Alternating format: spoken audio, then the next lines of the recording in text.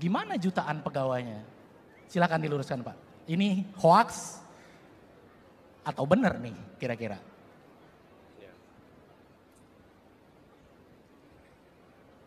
Jadi gini, ada jenis informasi yang kalau kita mendengar sudah langsung tahu ini masuk akal atau tidak. Oke.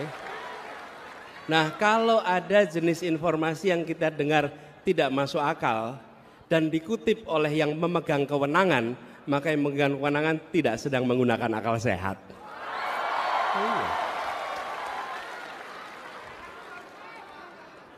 Kan kira-kira mana mungkin BUMN dihapus, mana mungkin.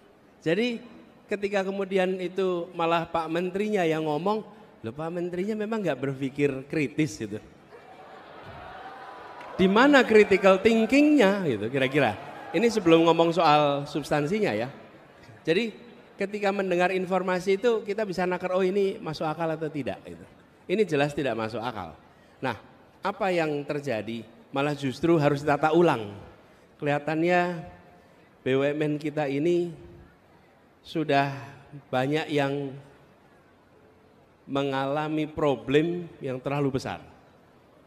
Kita nggak usah bahas di sini problemnya.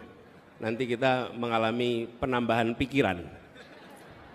Tapi yang saya ingin sampaikan bahwa itu tidak benar, itu fitnah dan fitnah yang tidak masuk akal.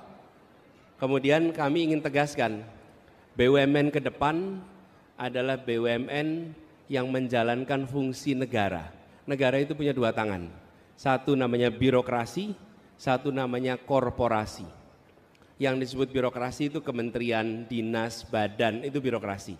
Yang kedua namanya korporasi, BUMN, BUMD. Okay? Dua-duanya punya tugas melakukan pembangunan. Jadi badan usaha milik negara jangan dipandang sebagai badan mencari untung bagi negara. Negara tidak bekerja mencari untung. Saya tadi malam katakan negara tidak berdagang dengan rakyatnya. Oke? Jadi dia menjalankan fungsi pembangunan.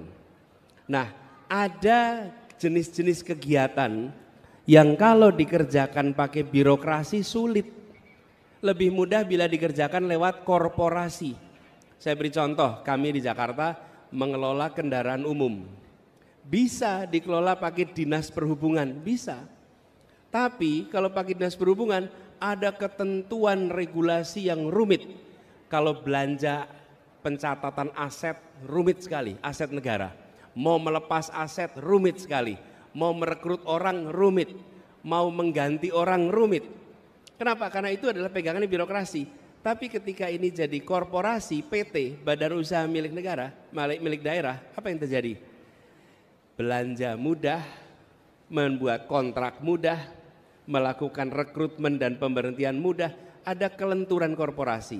Nah ini yang diharapkan ke depan. Jadi kita negara mengandalkan pendapatan dari mana? Satu dari pajak, yang kedua dari pendapatan non pajak dari misalnya sumber daya alam dan lain-lain. Tetapi badan usaha